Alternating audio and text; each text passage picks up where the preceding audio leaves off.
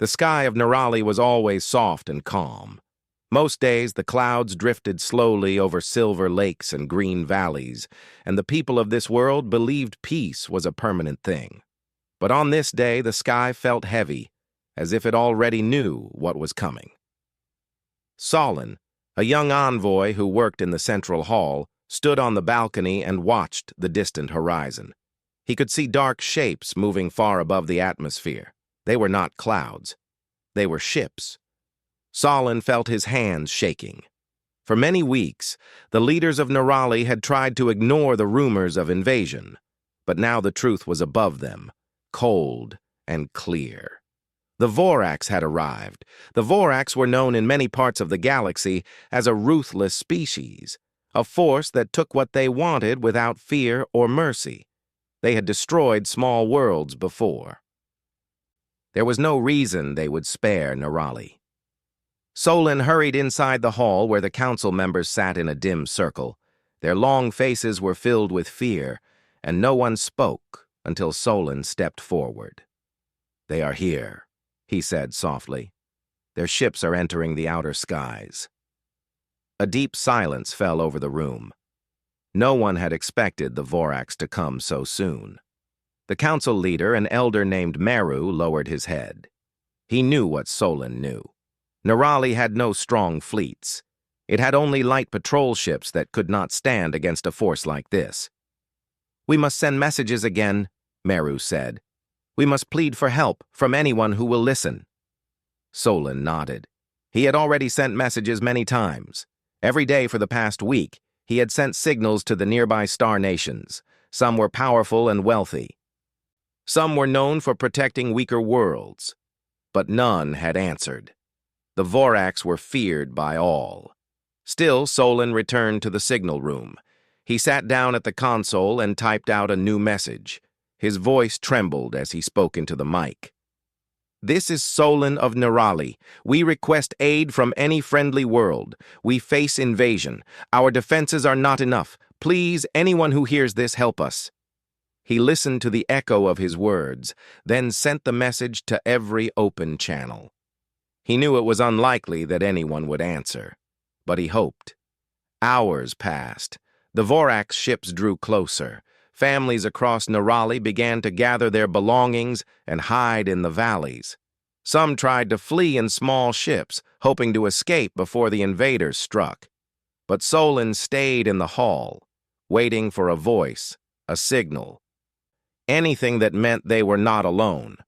The day turned into night. The night felt endless. Solon's eyes grew heavy, but he refused to rest. He watched the screens again and again. Empty channels, silent static. Nothing.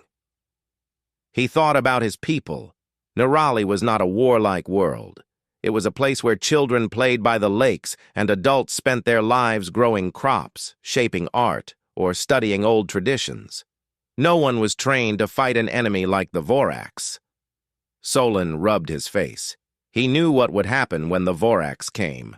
The thought made him feel cold. Then, just before dawn, the sound he had waited for arrived.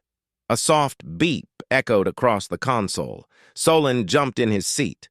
The screen flashed with a new message. His heart raced as he opened the channel. A voice came through, steady and calm. "This is Captain Laura Hale of the Earth Fleet. We received your distress call." Solon froze. He almost thought he had misheard it. Earth. He had read about Earth only in old galactic files. It was known as a death world, a planet so dangerous that even its wildlife could kill. Its people, the humans, were spoken of with both awe and fear. They were known for surviving harsh conditions and fighting even when odds were against them. Many alien nations avoided them, believing they were unpredictable and too bold. Solon swallowed hard. "Earth Fleet," he said slowly. "You heard us. Are you coming to help?" "Yes," Captain Hale said. "We are already en route. Your situation is serious, and we will not stand by." Solon felt something bright and warm rise in his chest. Hope. Real hope. "Thank you," he whispered. "We will arrive soon," Captain Hale said. "Prepare your people as best as you can. We will handle the Vorax." Solon ended the call and rushed to the council chamber. The elders listened in disbelief as he told them what had happened. "Humans?" Elder Meru asked, his voice weak. "They are coming here?" "Yes," Solon said. They answered. The council members exchanged worried looks. Many of them knew the old stories. Humans were not known for caution. They fought like no other species. Some believed they were too dangerous to be trusted. "They may cause trouble," another elder said. "What if they make things worse?" Solon shook his head firmly. "No one else answered us. If the humans want to help, we must accept." Elder Meru closed his eyes. He felt old and tired, but he knew Solon was right. "We will welcome them," he said. "We have no other choice." Outside, the sun began to rise. The Vorax ships were now clearly visible to all people of Nerali. They hung in the sky like dark shadows. Children pointed at them with fear. Adults whispered prayers. No one knew how long they had before the attack. Solon walked through the city, speaking to citizens and telling them that help was coming. Many did not believe him at first. Some became hopeful. Others were unsure. But when the first human ships appeared in the sky, shining silver against the morning light, everyone stopped what they were doing. The ships moved in a smooth formation, silent and controlled. They did not look like the Vorax ships. They looked worn, as if they had already been through many battles. Their hulls were scratched, and their engines glowed a deep blue. The largest ship landed near the city, and the ground shook softly under its weight. Solon stood at the front of a small group of Nerali citizens. His heart pounded as the ship's ramp opened. Captain Laura Hale stepped out. She wore a simple dark uniform, and her eyes scanned the surroundings with calm focus. Behind her were 4 others: Evan Brooks, Nora Lane, Ryan Carter, and Linda Moore. They all looked strangely small compared to the tall, thin Nerali people, but they walked with confidence. Solon stepped forward and bowed. "Welcome to Nerali. I am Solon. Thank you for coming." Captain Hale nodded. "We'll do everything we can to protect your world." Her voice was firm, but there was kindness in it. Evan Brooks studied the horizon where the Vorax ships hovered. "We need to set up a defense plan right away," he said. Nora Lane checked a device on her wrist. "Their tech readings are heavy. They're preparing for something big." Ryan Carter smiled slightly. "Let them come. We'll give them a surprise." Linda Moore looked around at the Nerali people with gentle eyes. "We'll keep everyone safe." Solon felt a strange mix of fear and relief. These humans were nothing like the stories he had heard. They were calm, steady, and focused. Captain Hale asked Solon to show them the city's main control center. He led them inside, explaining the situation as they walked. "The Vorax have not attacked yet," Solon said. "But they are watching us." "They're waiting," Evan said. "They want to strike hard." Nora studied the old systems inside the control room. "We can work with this," she said, "but we'll need time." Captain Hale turned to Solon. "Do your people have shelters?" "Yes," Solon said. "They are old but strong." "Good. Tell the citizens to prepare. We will strengthen your defenses and face the Vorax." Solon nodded and hurried away. As the day passed, humans and Nerali worked side by side. Evan and Nora began setting up shield generators and scanning the Vorax fleet.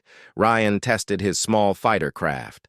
Linda helped nervous families gather supplies and taught them simple ways to stay safe during the attack. Word spread across the city. Humans were here. They were real. And they were not afraid of the Vorax. Night came again. The Vorax ships moved slightly as if testing positions, but they did not attack yet. Solon stood with Captain Hale on a balcony overlooking the city. The lights below flickered softly. The human ship glowed behind them. "Why did you come?" Solon asked quietly. No one else answered us. Captain Hale looked at the sky. Because we know what it feels like to face danger alone. Humans don't walk away from that. Solon felt tears in his eyes. He looked up at the human captain and felt something he had not felt since the Vorax first appeared. Faith. The humans stood ready. The Nerali waited beside them. And in the distance, the Vorax fleet prepared for the first strike. The real battle had not begun yet, but everyone felt it coming. And for the first time, Solon believed they might survive it. The morning came quietly, but the tension in the air was heavy. The citizens of Nerali moved cautiously through the streets, carrying small bags of belongings and whispering prayers. The Vorax ships hung in the sky, dark and threatening, and every movement seemed to echo like a warning. Solon walked through the main square, trying to calm people and explain that help was here. He repeated what Captain Laura Hale had told him. Humans were ready, and they would defend Nerali. Some listened and felt hope, but others could not believe that a few strange humans could stop the Vorax. Solon returned to the landing zone where the humans were organizing their equipment. Captain Hale stood at the front of her team, giving clear orders. Evan Brooks checked a set of scanners, his fingers moving quickly across the controls. Their fleet is larger than expected, he said. We'll need to focus on keeping them from surrounding the city. Nora Lane walked beside him, examining damaged buildings and old defense turrets. These systems are ancient, she said. They will not survive a direct strike. We need to strengthen them and make sure civilians are safe. Ryan Carter, the pilot, adjusted the control panels of the small fighters docked at the human ship. I like it this way, he said, a small smile on his face. We get to test our skills and teach some of them a few tricks. They'll surprise the Vorax. Linda Moore moved among the workers and civilians, giving instructions and calming frightened families. She spoke softly and clearly, and even the youngest children seemed to listen. Stay together, she said. Find shelters and do not panic. We will keep you safe. Solon guided the humans to the council chamber where Miru and other elders waited. We have many people scared, Solon said. They need to know what is happening, and we need a plan. Captain Hale nodded. We will set up a defense in layers, she explained. First, we keep civilians safe in shelters. Second, we use your turrets and our ships to slow the Vorax. Third, we train volunteers to help where we can. Miru looked doubtful. Our people have never fought, he said. How can they help? Simple tasks, Evan said. We will show them how to operate alarms, carry supplies, and assist injured people. They do not need to fight directly at first. The council agreed to try. Volunteers began moving under the guidance of humans. They learned how to operate basic communication devices, how to transport supplies safely, and how to use small barriers to block paths in case the Vorax landed. The humans worked calmly, never raising their voices, and their confidence spread quickly. Outside, the first Vorax scouts moved closer. Their ships hovered just beyond the city's perimeter, scanning and probing defenses. Ryan Carter launched a small fighter to intercept. He maneuvered swiftly, performing sudden turns and loops, testing the Vorax sensors. The enemy ships fired, but Ryan dodged easily, and the scouts retreated, confused and shaken by his skill. The citizens of Nerali watched from the ground. Their fear began to mix with awe. No one had ever seen such daring. Solon could hear whispers. They are not afraid. They will protect us.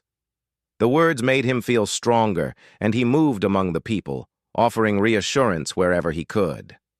Evan Brooks worked alongside Nora Lane to create temporary shields. They combined human technology with the old Nerali turrets. Evan explained to a group of volunteers, these shields are simple, but they slow the Vorax. If we coordinate them, we can make them hesitate before attacking. The volunteers nodded. They learned quickly.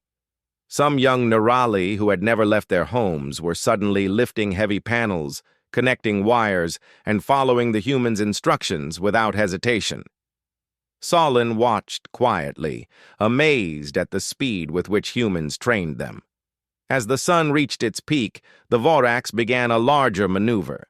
Several mid-sized ships moved closer to the city, trying to test the defenses. Captain Hale ordered a formation.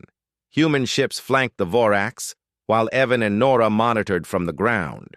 Ryan flew quickly between enemy ships, making sudden attacks and drawing their fire. The Vorax was strong, but the humans were unpredictable. One ship fired at a civilian building, and panic erupted. Linda Moore ran immediately, guiding families to a temporary shelter created under her direction. She moved calmly and quickly, keeping children and adults safe as alarms rang through the city. Solon ran alongside her. "Thank you," he said, breathing hard. "We could not do this without you." Linda smiled. "You are helping too. Your people are strong in their own way. We just guide them." By evening, the first attack had been repelled. The Vorax retreated slightly, hovering in the distance, calculating their next move. The humans gathered in the command center to review the battle. Evan shook his head. "They are clever. They are testing us, not committing fully. They want to see our weaknesses." Nora added, "And they are underestimating the Nirali. They think your people are weak. They do not realize how organized they can be with guidance." Captain Hale nodded. "We have slowed them today, but this is only the beginning. We need to prepare for larger attacks. The Vorax will not give up easily." Solon listened and felt the weight of her words. He realized that the coming days would be difficult, and many would be scared. But he also realized that humans were different from anyone else he had known. They were not just strong. They were determined to fight no matter what. That night, civilians slept in the shelters the humans had helped prepare. Solon walked through the corridors, checking on families. He saw children holding small lamps, trying to feel safe. He reassured them quietly, "We have humans here. They will protect us. We will survive this." Meanwhile, outside the city, the Vorax fleets gathered in shadows. Their commanders whispered among themselves. They had not expected humans to intervene. In their past experiences, small worlds fell quickly. But now, something was different. Humans fought with skill, speed, and strategy, unlike anything they had faced before. Back in the city, Ryan Carter practiced with small Nirali fighters under his guidance. The aliens learned quickly. They mimicked his maneuvers and learned to anticipate enemy movements. Solon watched and smiled. Even a few of these volunteers could make a difference if trained well. Evan and Nora continued to strengthen defenses. They reinforced buildings, set up energy barriers, and coordinated patrols. Nora explained to Solon, "We are not just defending. We are teaching your people how to survive. This is why humans survive dangerous worlds. We use what we have, and we fight smart." Linda worked tirelessly, moving between shelters and command posts.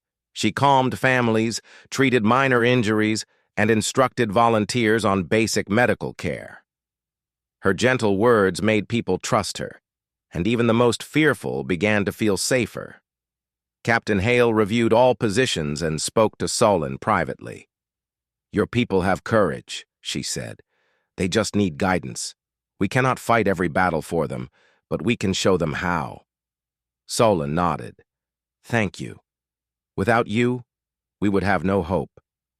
The next day, the Vorax tested their forces again. Small attack ships moved closer to the outskirts of the city. Ryan Carter led a squad of human fighters, weaving through the enemy fleet with skill that amazed even Solon. Evan and Nora coordinated the city defenses, while Linda moved through shelters to ensure civilians remained calm.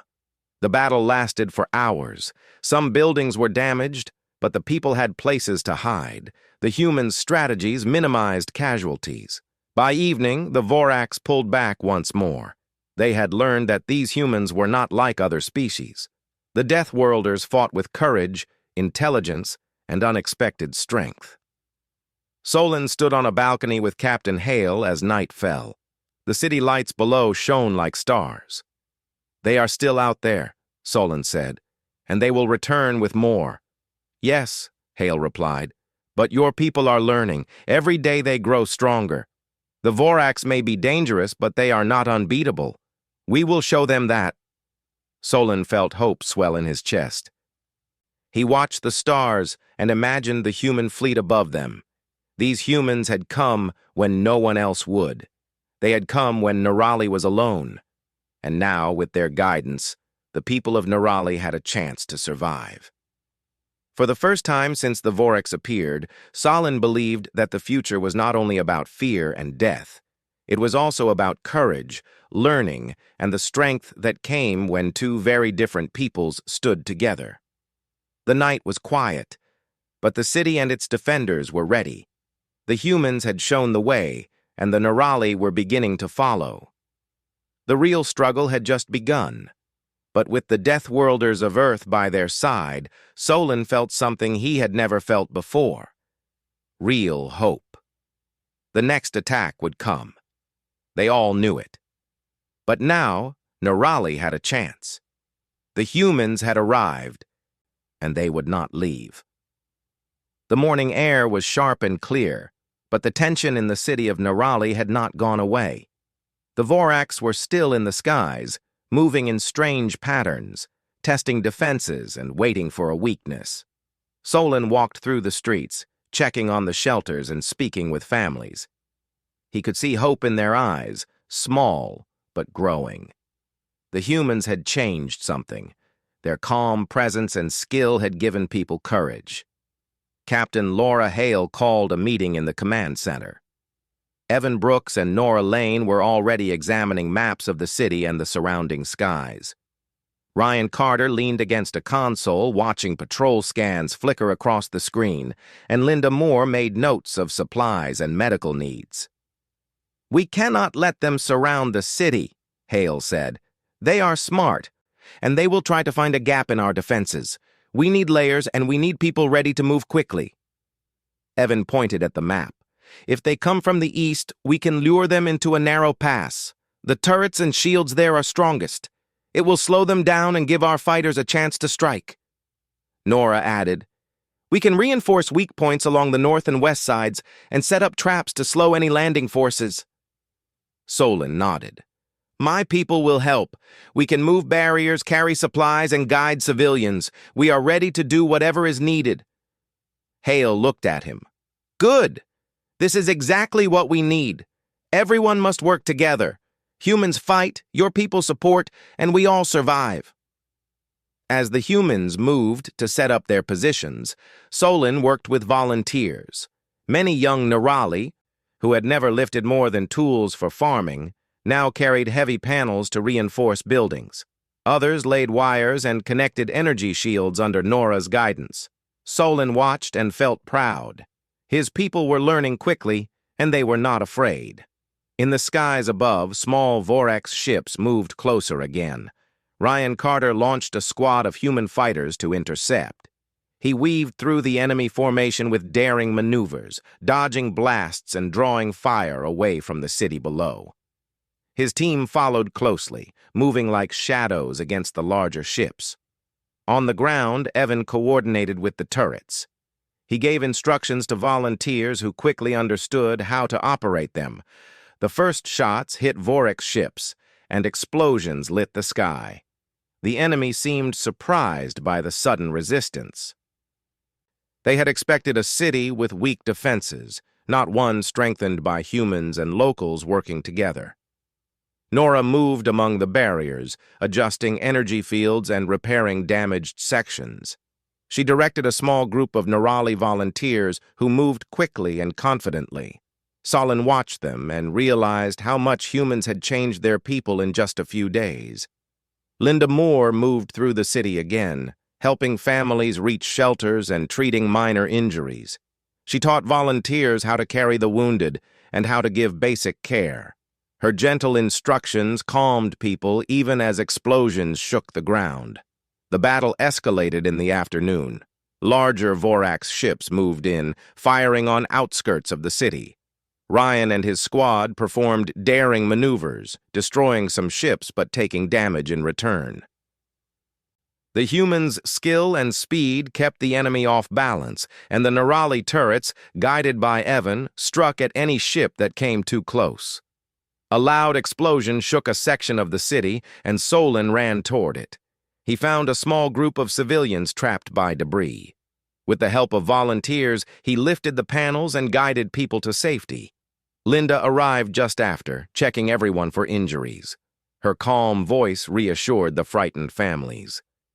"You are safe now," she said. "We are here." As evening fell, the Vorax retreated slightly, regrouping for another attack. The city of Nerali was battered, but not broken. Human fighters returned to the landing zone for repairs, and Evan and Nora checked shields and turrets. They had minimized casualties and protected civilians, proving that even a non-warrior people could survive with guidance. Solon walked to the balcony with Captain Hale. The sky was dark, but the distant fires of damaged areas burned softly. "They will come again," Solon said, "and maybe stronger next time." Hale nodded. "Yes, but today we showed them we can fight together. Your people are learning, and that matters more than anything else. The Vorax will not expect this." Solon looked at the humans. Their calm confidence made him feel safer. He realized that these humans were not just fighters. They were teachers, leaders, and protectors. Their presence had changed the entire city. Even the children slept more easily in the shelters now, and families whispered less in fear. The next morning, the Vorax moved differently. They tested the skies more cautiously. Solon watched from the balcony as small scouts flew in patterns. And larger ships hovered farther away. The humans had changed the way the enemy approached. Ryan Carter flew again, taking daring paths that confused the Vorax and made their attacks less coordinated. Evan and Nora continued to adjust defenses. They moved shields, repaired turrets, and trained volunteers to operate alarms and basic weapons. Solon guided civilians, explaining how to stay safe and help each other. He felt the fear in the people slowly being replaced with confidence. Around midday, a large Vorax strike force moved toward the city. They fired at the outer barriers, but the humans had prepared for this. The shields absorbed most of the impact, and Evan directed small counterattacks from turrets. Explosions lit the skies, but the city held.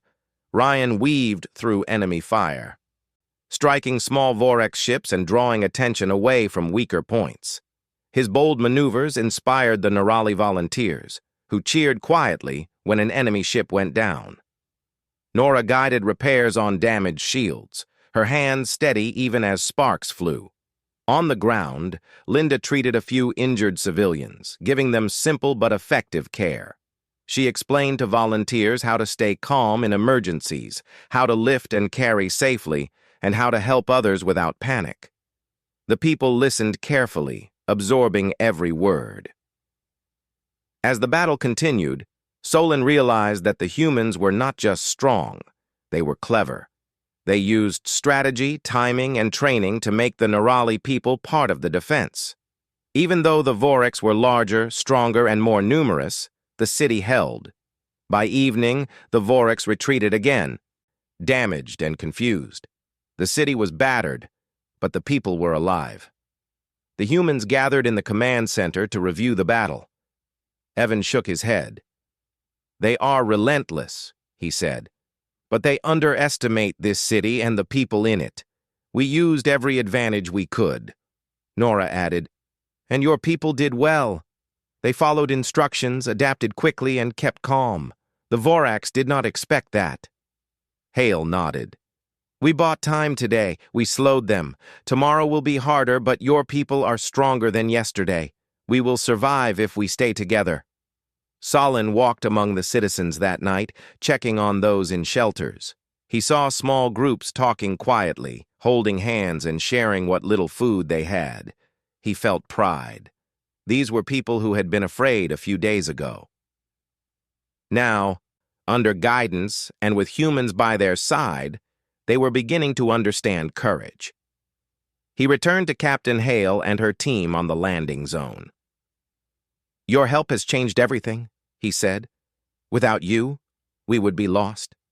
Hale looked at him calmly. "We only guide. Your people are the ones making the difference. We show them the way, but they walk it themselves."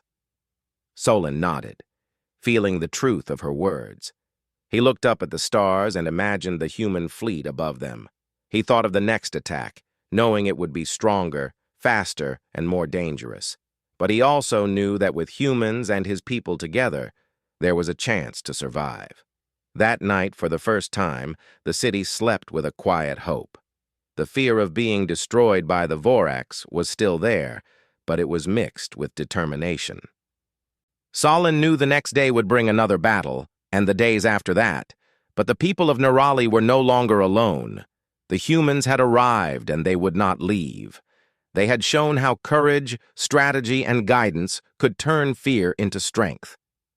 The Orcs might be powerful, but even the strongest enemy could be slowed, outsmarted, and defeated when humans and Nerali stood together. As the first light of dawn touched the city, Solon felt a steady warmth in his chest. The battles were only beginning, but the humans had taught his people the most important lesson. Even against overwhelming odds, survival was possible when hearts and minds were united. The Orcs were out there, waiting, but so were the humans. And Solon knew deep in his soul that the people of Nerali would not be broken. The Deathworlders of Earth had arrived, and everything was about to change.